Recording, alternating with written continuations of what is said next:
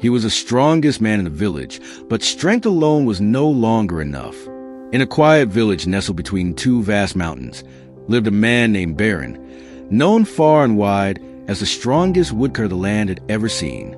His shoulders were broad, his grip like iron, and with every swing of his axe, trees would fall like dominoes.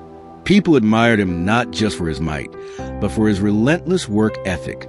One day, news arrived that a famous timber merchant was hiring strong men for a large contract in the North Woods.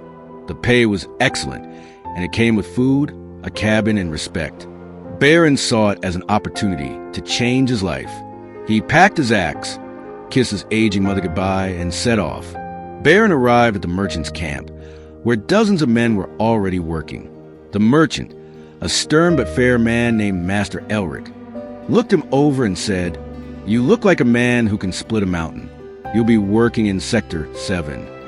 That day, Baron chopped down 21 trees, more than anyone else. Impressive, Elric nodded. Keep this up, and you'll be leading men soon. Pride swelled in Baron's chest.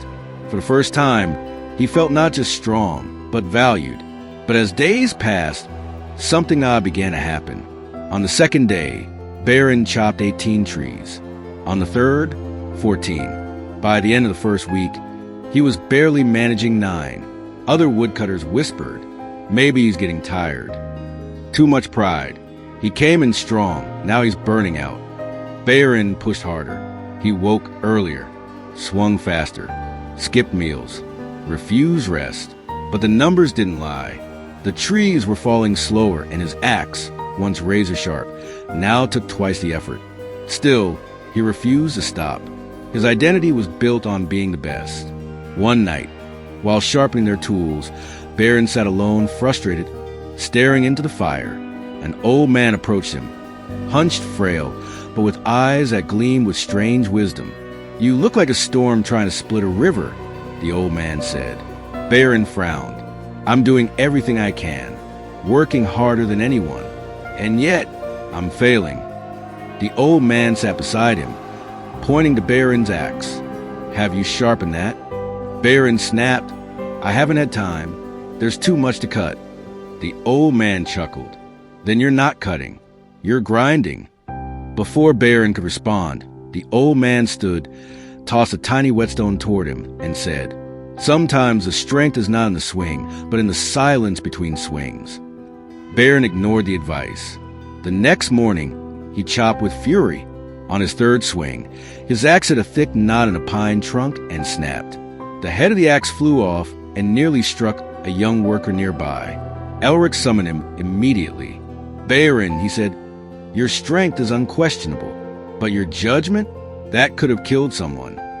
Baron, humiliated and exhausted, could only whisper, "I've failed."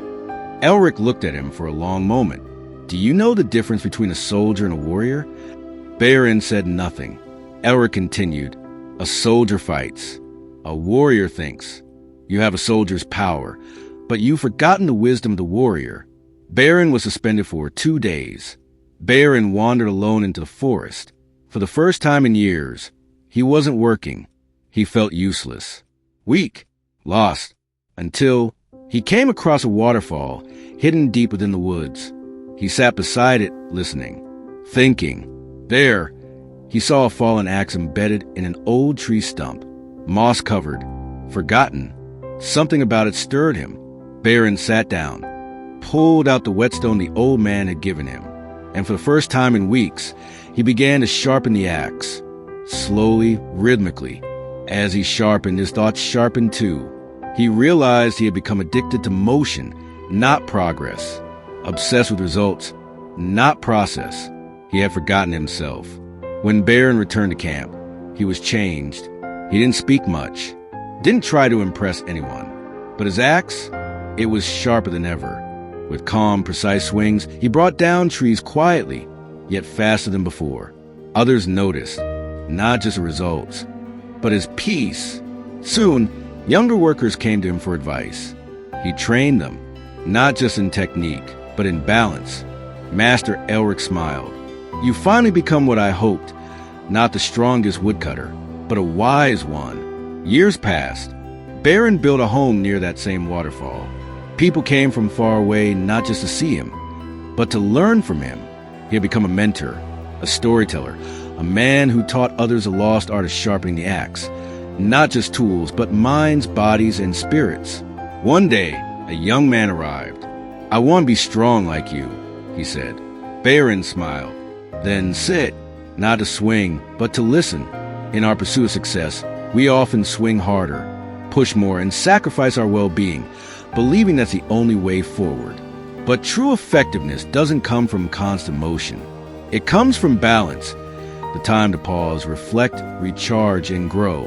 Sharpen your axe, whether it's your skills, your body, your soul, or your spirit, because strength without clarity is just noise, and action without purpose is just exhaustion.